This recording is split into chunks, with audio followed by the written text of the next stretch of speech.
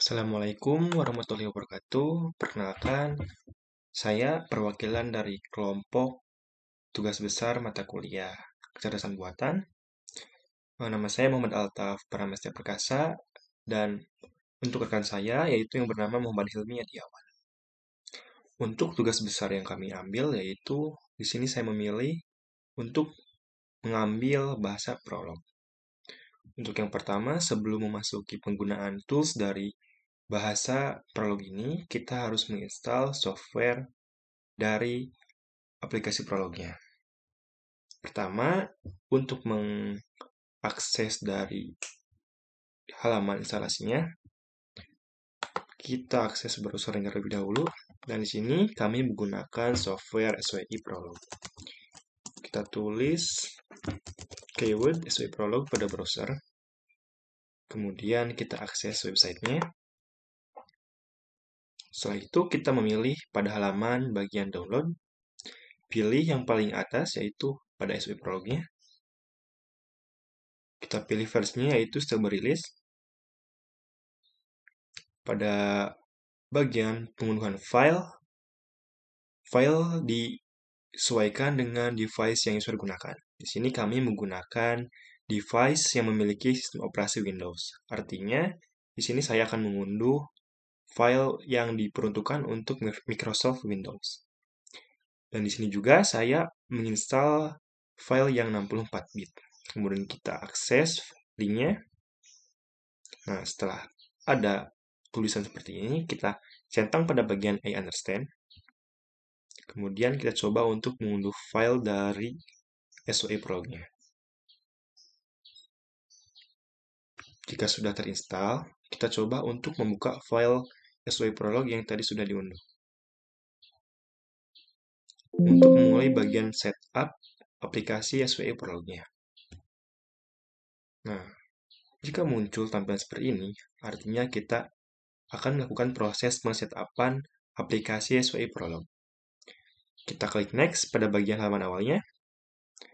Kita klik I agree jika sudah membaca ataupun jika ada pada halaman lisensi agreement. Kemudian di sini saya memilih untuk opsi yang pertama dan juga memilih untuk membuat desktop iconnya, centang create jika ingin untuk membuat shortcutnya. Klik next jika sudah.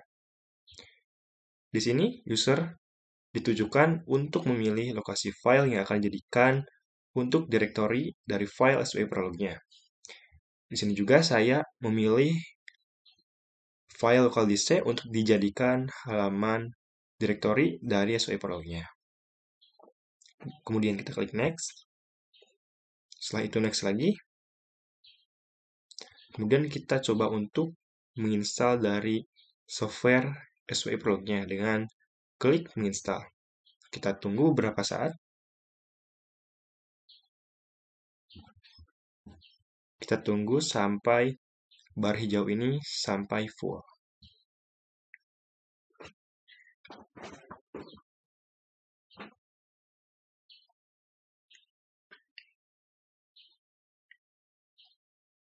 Jika sudah, kita klik finish. Kemudian kita coba buka software SWI Prolog yang sebelumnya sudah diinstal. Jika telah muncul tampilan seperti ini, maka kita telah berada di halaman muka dari SWI Prolog-nya. Kemudian untuk bagian materi yang kedua, yaitu lingkungan kerja tools. Sebelum masuk ke tahapan penjelasan tools dari SWI Prolog-nya, di sini saya akan menjelaskan apa itu bahasa prolog.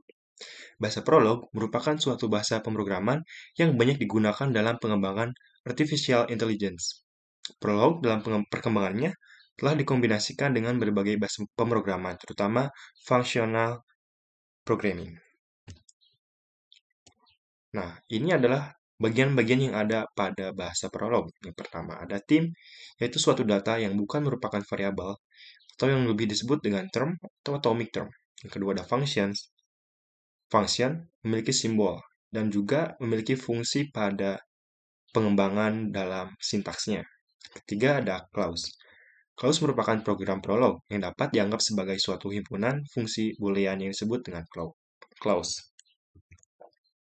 Di sini ada cara-cara untuk membuat teks pada aplikasi prolognya. Kita coba untuk membuat file dari SOI Prolog. Cara membuat file yang baru pada SOI Prolog, pertama, kita akses SOI Prolog terlebih dahulu, kemudian kita klik pada file, kemudian kita pilih bagian new. Setelah itu, kita beri nama file yang akan kita jadikan untuk membuat codingannya. Di sini saya akan mencoba untuk memasukkan nama tes saja. Kemudian klik save. Jika kita ingin mengakses kemudian membuka file yang tadi dibuat, caranya seperti ini. Kita masuk pada bagian edit, file, kemudian edit, dan cari file yang sebelumnya telah dibuat. Nah, setelah itu, untuk persoalan kasusnya, kami mengambil kasus pengidentifikasian hewan. Ini adalah latar belakang dibuatnya program identifikasi hewan menggunakan bahasa Prolog. Hewan di lingkungan sekitar kita sangat beragam, dan biasanya dikenali berdasarkan ciri-ciri yang dimiliki, misalnya fisiknya, makanannya, dan cara berkembang biaknya. Untuk orang yang awam, sangat sulit untuk memahami klasifikasi dari hewan-hewan tersebut. Nah, dari sanalah kami akan membuat sistem pakar yang dapat membantu mengidentifikasi jenis-jenis hewan menggunakan bahasa Prolog. Kita masuk pada bagian penyelesaian kasusnya. Pada penyelesaian kasus ini, terdapat beberapa cara-cara untuk menyelesaikan masalah identifikasi hewan ini. Sebelum membuat codingannya ataupun programnya, di sini kami membuat pohon sistem pakarnya. Nah, pada pohon akar ini, ataupun yang digunakan pada pohon sistem pakar ini, termasuk di dalamnya ada statement-statement yang bisa merujuk ke hewan yang nanti akan diidentifikasi. Pohon keputusan ini akan digunakan dalam basis pengetahuan pada pembuatan sistem pakar. Penentuan klasifikasi binatang kali ini di dalamnya memiliki beberapa keputusan yang akan digunakan sebagai penentu. Hewan-hewan yang kami buat yaitu yang dimasukkan pada program, yang pertama ada cheetah, kedua ada harimau, yang ketiga ada burung unta, yang keempat ada zebra, yang kelima ada penguin, yang keenam ada albatros, dan yang terakhir ada jerapah. Pohon keputusan ini diimplementasikan secara berturut, artinya program akan mengecek dari arah yang paling kecil dalam pohon dan akan terurut sampai ras paling tinggi. Kemudian beginilah hasil dari diagram pengidentifikasian hewan yang telah kami buat. Untuk statement yang pertama, program akan menampilkan pertanyaan apakah hewan memiliki rambut. Jika kita input pada program dengan inputan ya, maka alurnya akan merujuk ke bagian yang kanan. Berarti jika kita merujuk ke kanan, maka hewan-hewan tersebut adalah memiliki kategori mamalia. Tetapi jika kita memilih inputan tidak, pada pertanyaan pertama, maka alur pohon akarnya akan merujuk ke kiri ke bagian kategori hewan burung. Nah, seperti ini. Yang selanjutnya, basis pengetahuan sistem pakar. Pada basis pengetahuan sistem pakar ini, di sini kami membuat klasifikasi hewan dan hewannya memiliki ciri-ciri tertentu seperti cheetah yang memiliki rambut kemudian bermotif total dan termasuk pada kategori hewan karnivora. Harimau juga sama. Zebra memiliki kategori hewan ungulate yang berarti memiliki kuku dan juga mengunyah makanan. Sama seperti jerapah. Selanjutnya ada hewan-hewan yang berkategori burung, ada burung unta, ada penguin, dan juga ada albatros. Untuk pengklasifikasian hewannya terdapat 7 hewan. Kemudian pengklasifikasian berdasarkan jenis hewan. Pengklasifikasian jenis hewan ini terdapat beberapa kategori. Yang pertama ada mamalia yang berupa hewan-hewan yang menyusui dan juga melahirkan. Setelah itu ada burung, ada karnivor, yang termasuk hewan-hewan pemakan daging. Dan yang terakhir ada unggulet. Unggulet merupakan hewan-hewan berkategori memiliki kuku.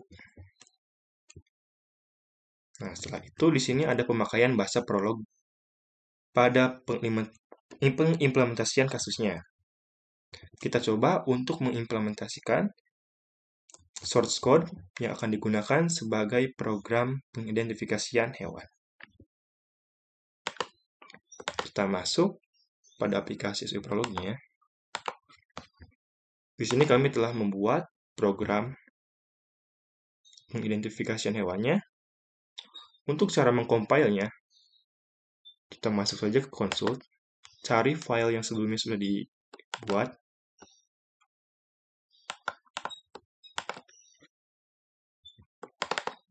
Jika file tersebut ataupun program-programnya sintaksnya benar, maka pada aplikasi SWI Prolog akan muncul tulisan hijau seperti ini.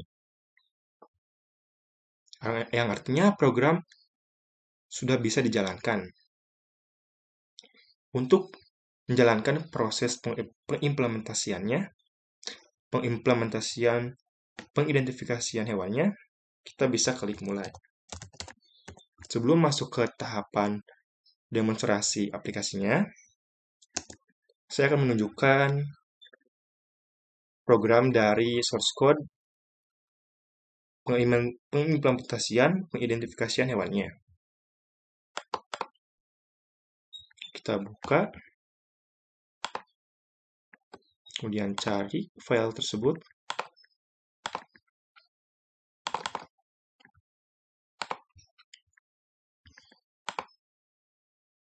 Nah, ini merupakan source code dari program pengidentifikasian hewannya. Pertama, di sini kami membuat kode untuk memulai programnya dengan membuat mulai. Pertama, ada membuat hipotesisnya, yaitu merupakan hewan. Yang kedua, di sini kami membuat untuk menampilkan output hewan yang ditebak. Selanjutnya, memasukkan hipotesis hewan-hewan yang akan diidentifikasi. Ada cheetah, harimau, jerapah, zebra, burung unta, penguin, dan albatros. Jika diagnosa yang kita masukkan tidak ada pada program-programnya, maka pada sistem akan merujuk ke unknown, artinya hewannya tidak diketahui. Kemudian kita di sini membuat aturan identifikasi hewannya. Setelah itu, aturan pengklasifikasiannya berdasarkan kategori hewannya. Ada mamal, ada burung, ada mamalia, ada burung, ada karnivora, dan ada ungulata. Kemudian di sini membuat function untuk memproses pertanyaannya. Nah, selanjutnya di sini kita akan mencoba untuk menggunakan program pengidentifikasian hewan.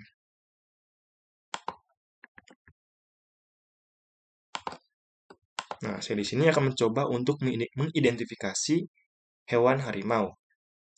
Apakah harimau memiliki rambut? Hewan mamalia merupakan hewan yang memiliki rambut. Lebih tepatnya, harimau memiliki rambut ya. Jawabannya iya. Soalnya tidak semua hewan mamalia memiliki rambut. Apakah harimau pemakan daging? Jawabannya iya. Apakah harimau memiliki motif total? Harimau tidak memiliki motif total. Kita beri jawaban tidak. Selanjutnya, apakah harimau memiliki motif garis? Jawabannya iya. Apakah harimau memiliki motif hitam? Jawabannya iya. Seperti ini, jika sistem telah mengidentifikasi hewan yang kita maksud. Selanjutnya, kami di sini akan mencoba untuk mengidentifikasi hewan yang berkategori burung. Kita mulai lagi programnya. Apakah burung yang kita maksud memiliki rambut? Hewan yang berkategori burung tidak memiliki rambut. Kita berikan jawaban tidak.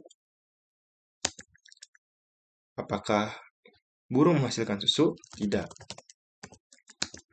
Di sini saya akan mencoba untuk mengidentifikasi hewan berkategori burung, yaitu burung unta. Apakah burung memiliki bulu? Jawabannya iya. Apakah burung unta tidak bisa terbang? Jawabannya iya. Apakah burung unta memiliki leher yang panjang? Jawabannya iya. Nah, jika sistem dapat berjalan dengan lancar ataupun tidak ada error pada codingannya, maka proses pengidentifikasinya juga akan berjalan lancar. Cukup sekian penjelasan dari tugas besar materi prolog. Mohon maaf bila banyak kesalahan dan salah kata. Wassalamualaikum warahmatullahi wabarakatuh.